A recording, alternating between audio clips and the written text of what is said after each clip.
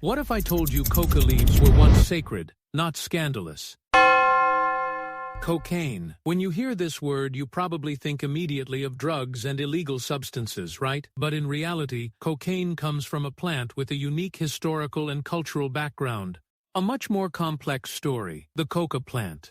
Today I want to tell you not just about its harmful effects, but about its roots, history, and long-standing relationship with people.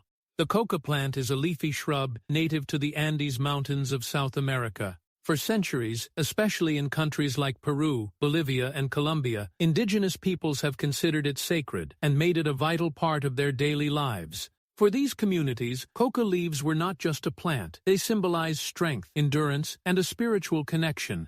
Life in the high mountains is tough, oxygen is scarce, the air is cold, and fatigue comes quickly. That's where coca leaves come in.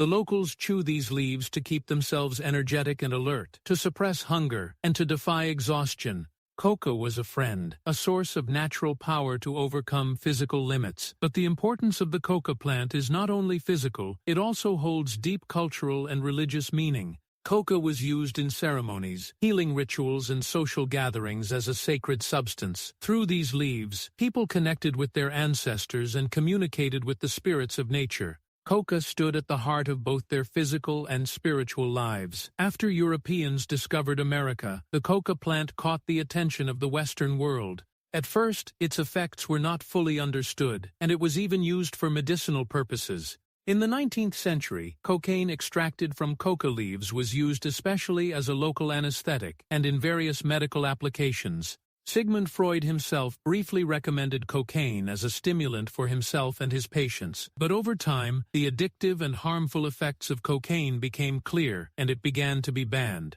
Today, cocaine is known as a powerful illegal stimulant with highly addictive properties. However, seeing the plant only from this angle would be incomplete. The coca plant has roots going back thousands of years and was a life source and cultural symbol for indigenous people.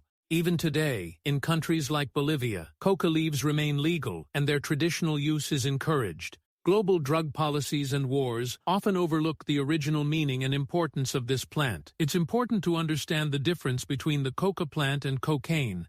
The coca leaf, in its natural form, is a mild stimulant used positively by thousands of people for centuries. On the other hand, cocaine is a concentrated and dangerous substance derived from chemical processes applied to the leaf.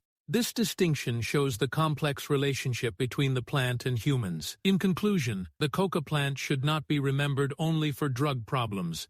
Its story tells of ancient connections between nature and humanity, cultural richness, and a journey through history. Humanity sometimes misuses or misjudges the powers that nature offers. The coca plant reminds us of the deep connections and cultural meanings beneath everything. Next time you hear the word coca, remember it's not just about an illegal drug, but about a sacred plant that has been part of the lives, beliefs, and cultures of mountain people for centuries.